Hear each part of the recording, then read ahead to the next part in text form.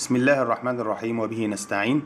هنتكلم عن شخصية مهمة جدا النهاردة يبحث عنه العلماء والإعلاميين والمفكرين والصحفيين وأهل الإعلام في مصر والمتخصصين في كتاب الجفر الأحمر وبعض العرافين والهواة المحترفين والعلماء الروحانيين وأهل التنبؤ والعلم الفلكي يبحثون عن شخصية ألا وهو صاحب مصر. يقولون عنه عن ضجيج في إيران وقلق في الولايات المتحدة الأمريكية ورعب في إسرائيل، ويبدأ يبحث عنه الشارع المصري وهو صاحب مصر، المحارب الرهيب، خادم الأرض المقدسة، الحارس الرهيب لها.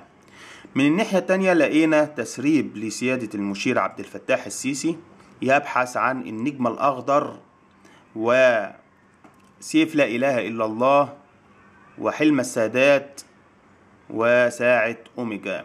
يبقى هم بيبحثون عن صاحب مصر والمشير بيبحث عن النجم الأخضر، هم يبحثون عن المحارب الرهيب والمشير يبحث عن سيف لا إله إلا الله، هم بيبحثون عن خادم الأرض المقدسة والمشير بيبحث عن السادات، هم بيبحثون عن الحارس الرهيب والمشير بيبحث عن ساعة أوميجا. قبل ما نتكلم عن صاحب مصر والنجم الأخضر وسيف لا إله إلا الله والمحارب الرهيب والسادات والأرض المقدسة وساعة أوميجا والحارس الرهيب، هنتكلم عن الأحداث الجارية في مصر وفي العالم العربي من سنة 2011 و2012 و2013 و2014. طالما ذكرنا 2011 هم أخوة سيدنا يوسف، و2012 يبقى يجب أن نصلي ونسلم ونبارك على سيدنا يوسف عليه أفضل الصلاة والسلام. والإرهاق والتعب اللي احنا شايفينه من 2011 و2014 كما قال رأيت 11 كوكبا وراء الشمس والقمر له ساجدين، فالمجموع 14. كل سنة وانتم طيبين في سنة 2014، وإن شاء الله يتم حل الأزمة اللي احنا فيها في مصر والعالم العربي في منتصف أو في أواخر سنة 2014. في خلال هذه الفترة ظهر 4 أرقام. رقم 4 اتخذوه الإخوان، وده رقم صعب على أي حد، ما ينفعش إن أي حد ياخده أو يقتبسه لنفسه لأنه رقمها رقم مصر، ما ينفعش ان اي حد يتلاعب بيه. 4 عمدان، 4 جدران فولاذية في 1,000,000 كيلو متر مربع، هما عبارة عن مصر. قبر مظلم مهلك مغلق لمن يتلاعب به من كان في داخلها أو ممن كان في خارجها. هي عبارة عن قبر مغلق محكم. رقم 4 أخذوه الإخوان، معهم رئيس اسمه محمد مرسي، معهم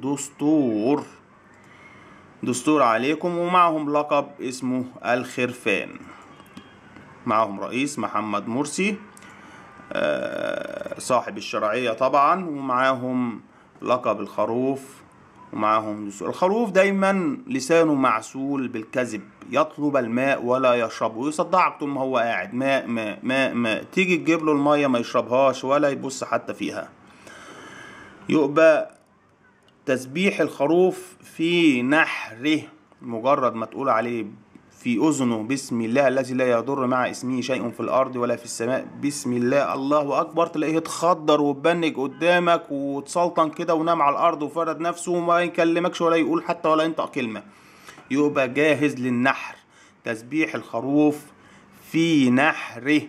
وطبعا طالما بقت غابة بقت قطيع، فالقطيع لا يحكمه خروف، القطيع لا يحكمه إلا غول. تحب تشوفه وتشوف تصرفاته وحركاته وخفة دمه المصرية وعطفه على أهله وناسه. حارس غول، الحارس الغول، تحب تشوفه وتشوف تصرفاته وحركاته وخفة دمه المصرية وعطفه على أهله وناسه. موجود في كل إدارة ووزارة وبيت وشارع وحارة ليرعى شعبه. الحارس الغول.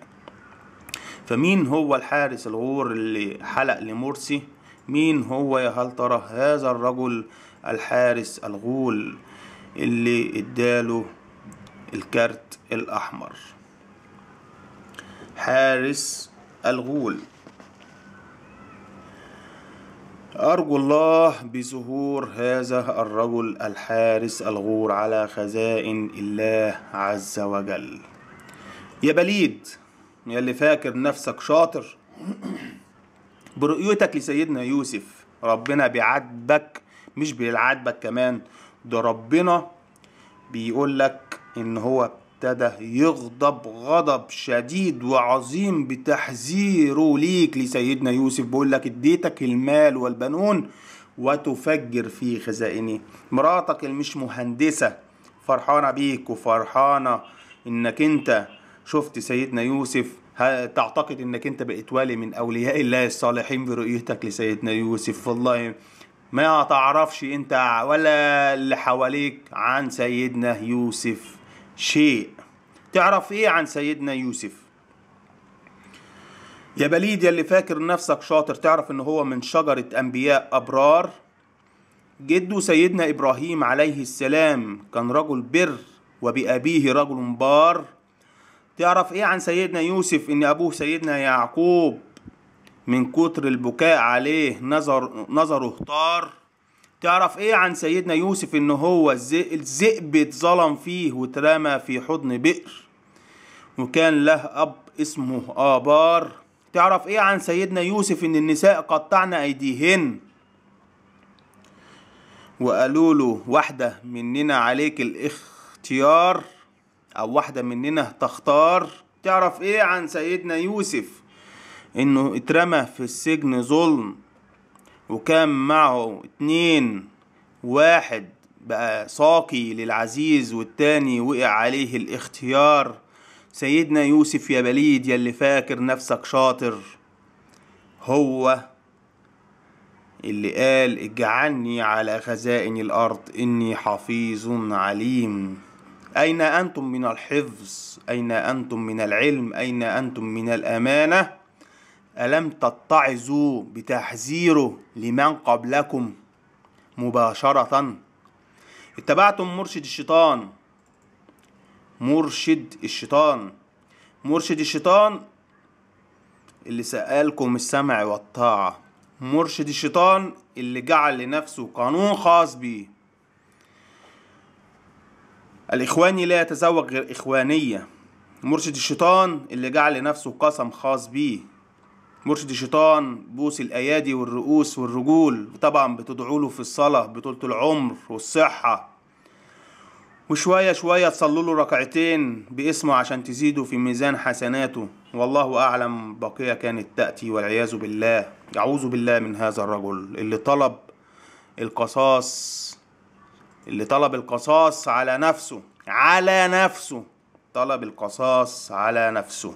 مرشد الشيطان.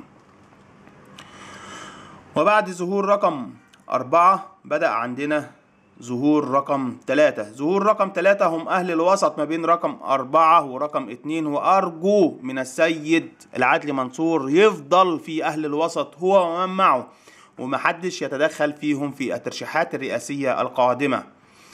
رقم 3 وظهروا في عصر السيد منصور العدلي، وهم دولت اللي مش عاجبهم حاجة، وهم الأقرب للحارس، اللي هم لا للفلول لا للعسكر لا للإخوان لا لكل من خان. رقم 3 ظهروا في عصر السيد منصور العدلي منصور. الراجل ده الوحيد اللي عرف مراحل البني آدم من طفل لشاب لجامعي لخريج، بقى وكيل نيابة، بقى رئيس محكمة، بقى رئيس محكمة الدستورية العليا، ودي كان آخر طموحاته. وبعد كده لبس في رئاسة الجمهورية. والراجل ده الوحيد اللي عارف بعد إعطاء الملك نزعه. رقم 3 نقول ألف مبروك لكم على الدستور الجديد، ومعاهم لقب الحصان الأسود. وقلنا تسبيح الخروف في نحره، يبقى تسبيح الحصان في ركضه، طول ما هو بيجري بيركض عاوز يخلص المسافة بتاعته، بيطلب من ربنا القوة علشان خاطر ان هو يخلص المسافة بتاعته في اسرع وقت ويوصل لاخر الخط. وطبعا دوت السيد منصور العدلي. طبعا العدلي منصور عاوز بقدر الامكان يصبح عليه الصبح يلاقي رئيس قدامه يقول له خد اشرب البس، انا تعبت وخلاص، انا كده جريت المسافة بتاعتي ومش قادر اكتر من كده. وارجو من ربنا ان هو يسلمها لرجل كالمارد يهاب من في الخارج قبل الداخل، يهاب من في الخارج قبل الداخل. ارجو ان هو يسلمها المارد ويبعد هو وكل من معه عن ترشيحات الرئاسية القادمة. يبقى تسبيح الخروف في نحره، وقلنا تسبيح الحصان في ركضه، وارجو ان هم يسلموها لرجل كالغول وكالمارد. مين هو بقى الحارس الغول، الحارس الرهيب الغول المارد دوت؟ هنعرفه ان شاء الله. ثم بعد كده طبعا ما بقاش لينا غير رقم 2. رقم 2 خدوه الفلول حبايب بابا يا جيمي. الفلول معاهم رئيس اسمه السيد محمد حسني مبارك، واكيد طبعا معاهم الدستور القديم، ومعاهم لقب من الشق الاخر وهو لقب الحمار. الحمار، وما ادراك ما هو تسبيح الحمار؟ تسبيح الحمار في حمله. تسبيح الخروف في نحره، تسبيح الحصان في ركضه، تسبيح الحمار في حمله. حمله على ظهره شايله، يا تلاقيه ماشي بالراحة وبيطلب من ربنا العون ان هو يوصل للمخزن او للمكان اللي عاوزه صاحبه يوصله اليه.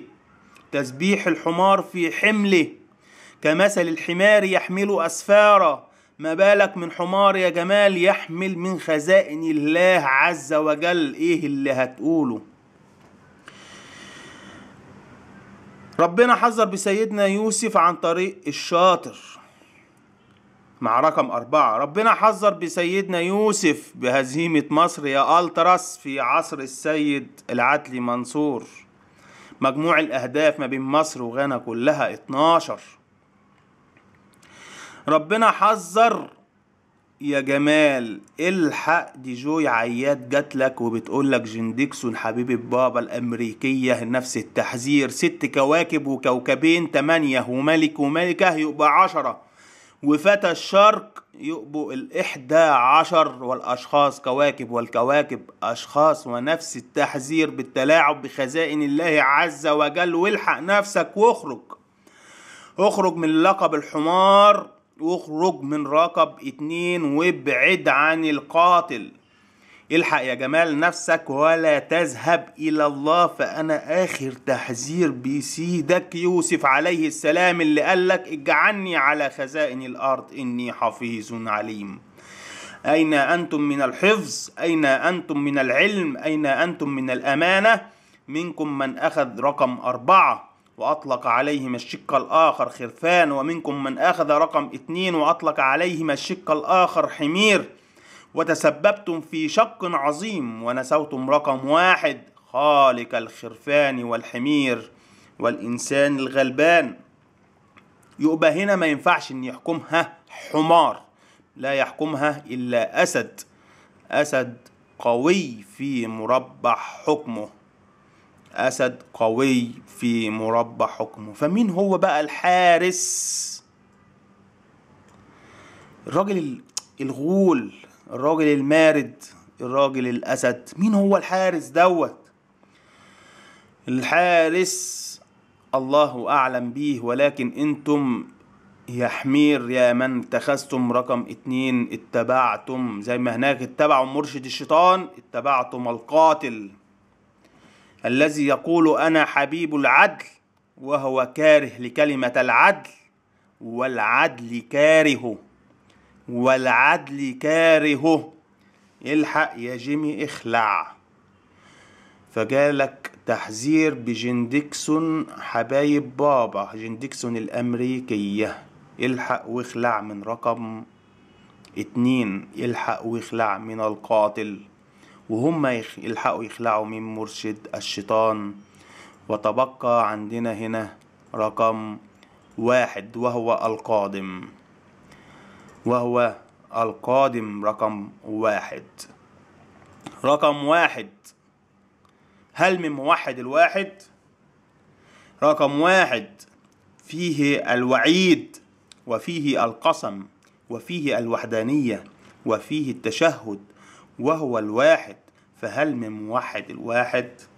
فأرجو أن كنتم بإذن الله ربنا يرشدكم لرجل واحد يجمع رقم 4 ورقم 3 ورقم 2. ووحدوا الله كده واتقوا الله في خزائنه. والسلام عليكم ورحمة الله وبركاته. وإن شاء الله نعرف في الفيديو الجاي مين هو الحارس الرهيب، الرجل الغول المارد الأسد. فمن هو الحارس الرهيب القادم اللي هيجمع الجميع تحت رقم 1؟ والسلام عليكم ورحمة الله وبركاته.